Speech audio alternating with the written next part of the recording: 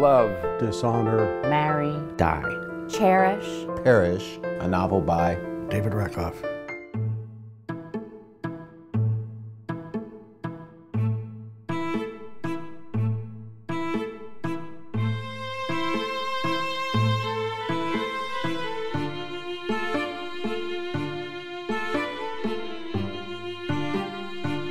Joshua, Susan, dear family and friends, a few words, if you will, before everything ends.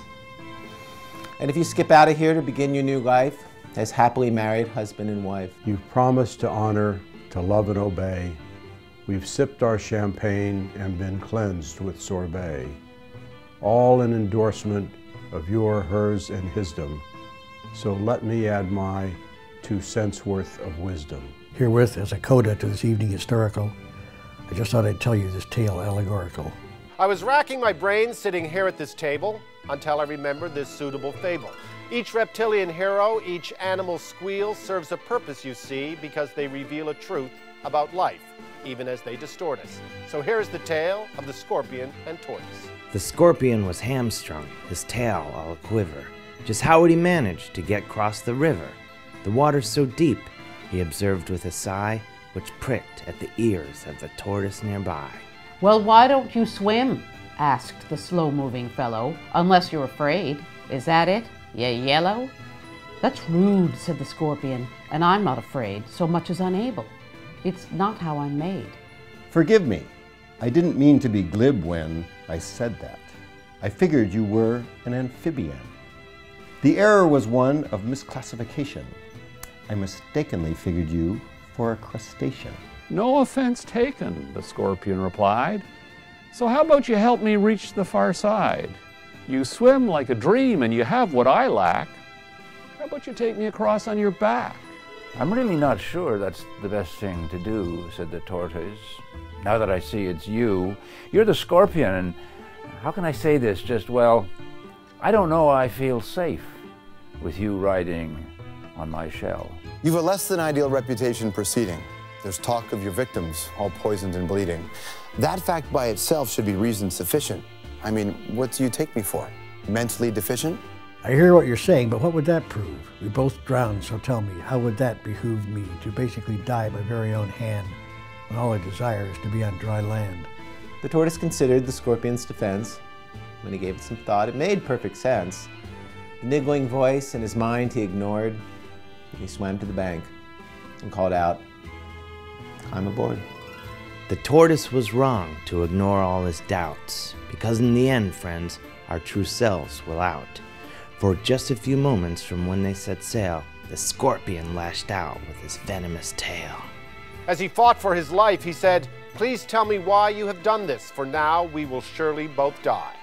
I don't know, cried the scorpion. You never should trust a creature like me, because poison I must. I'd claim some remorse, or at least some compunction, but I just can't help it.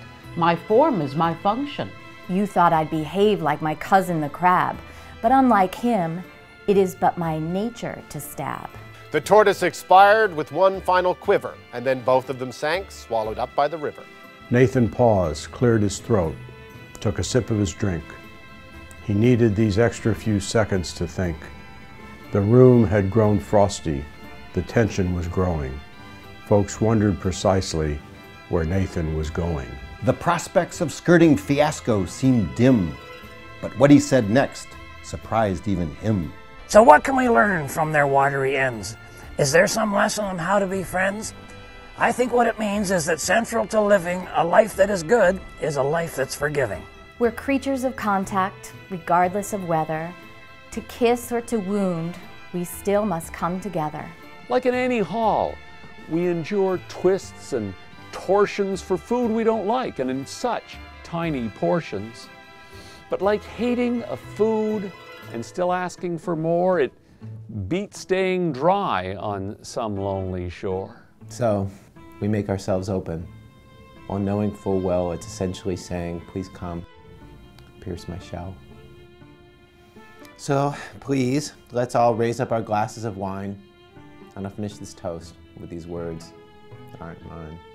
Yet each man kills the thing he loves. By each let this be heard. Some do it with a bitter look, some with a flattering word. The coward does it with a kiss, the brave man with a sword.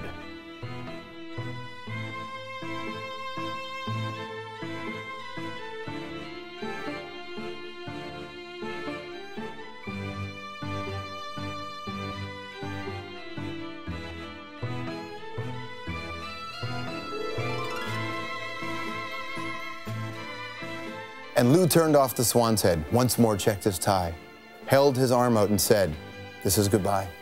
He shook Nathan's hand and then made for the door, where he paused and he turned to say just one thing more. That toast, if you give it again, but you won't. Remember, Nate, turtles swim, tortoises don't.